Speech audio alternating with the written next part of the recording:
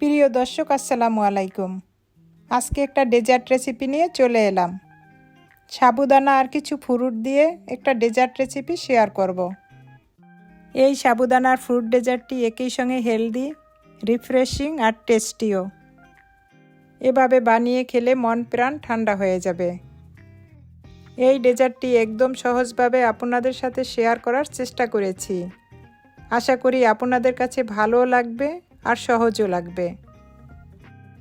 মাত্র 10 মিনিটেই তৈরি করে নিতে পারবেন এই ডেজার্টটি। তাহলে চলুন মূল রেসিপিতে চলে যাই। প্রথমে একটা বাটিতে 2 চামচ কাস্টার্ড পাউডার নিয়ে 2 চামচ দুধ দিয়ে এটাকে খুব ভালো করে মিক্স করে নেব। কাস্টার্ড পাউডারটা খুব ভালো করে মিক্স করা হলে এটাকে এক সাইডে রেখে দিব।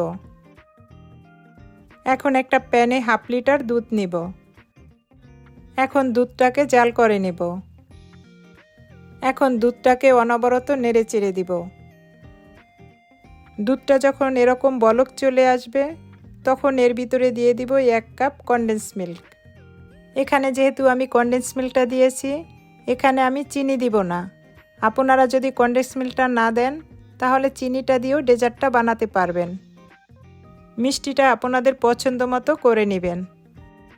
দুধটাকে এরকম জাল দিতে যখন দেখবেন বলক চলে আসছে তখন দিয়ে দিব গুলিয়ে রাখা কাস্টার্ড পাউডারটা। কাস্টার্ড পাউডারটা দেওয়ার আগে এটাকে খুব ভালো করে মিক্স করে নিতে হবে। এখন এটাকে অনবরত নেড়ে চেড়ে দিব। এই পর্যায়ে চুলার জালটা মিডিয়াম টু লোতে রেখে এটাকে কন্টিনিউ নেড়ে চেড়ে দিতে হবে। এখন এটা খুব দ্রুত ঘন হয়ে যাবে। এর থেকে বেশি ঘন করার দরকার নেই। এখন এটাকে নামিয়ে একটা বাটিতে ঢেলে নিব। এখন কাস্টার্ডটা এক সাইডে রেখে দিব ঠান্ডা হওয়া পর্যন্ত। এটা ঠান্ডা হতে হতে আমি সাবুদানাটা রান্না করে নিব। একটা প্যানে পরিমাণ মতো পানি নিয়েছি। পানির পরিমাণটা বাড়িয়ে নিতে হবে। পানিতে যখন বলক চলে আসবে তখন দিয়ে দিব 1 কাপ সাবুদানা। সাবুদানা দেওয়ার সাথে সাথে এটাকে নেড়ে চেড়ে দিতে হবে, না হয়তো এটা দলা পেকে যাবে। এভাবে নাড়তে নাড়তে যখন দেখবেন আপনার সাবুদানাগুলো একদম স্বচ্ছ হয়ে গিয়েছে তখন বুঝবেন আপনার সাবুদানাগুলো সিদ্ধ হয়ে গিয়েছে। যখন দেখবেন সাবুদানাগুলো এরকম স্বচ্ছ হয়ে গিয়েছে তখন একটা স্ট্রেনারে এগুলো ঢেলে নিতে হবে। এখন ঠান্ডা পানি দিয়ে সাবুদানাটাকে ধুয়ে নিতে হবে, তাহলে সাবুদানাগুলো এরকম ঝরঝরে থাকবে। এখন সাবুদানাগুলোকে এক সাইডে রেখে কাস্টার্ডটাকে রেডি করে নেব। কাস্টার্ডের উপরে একটা মোটা সর পড়েছে, এটাকে খুব ভালো করে মিক্স করে নেব। এখন কাস্টার্ডের ভিতরে সিদ্ধ করা সাবুদানাগুলো দিয়ে দিব। কাস্টার্ডের সাথে সাবুদানাগুলোকে খুব ভালো করে মিক্স করে নেব।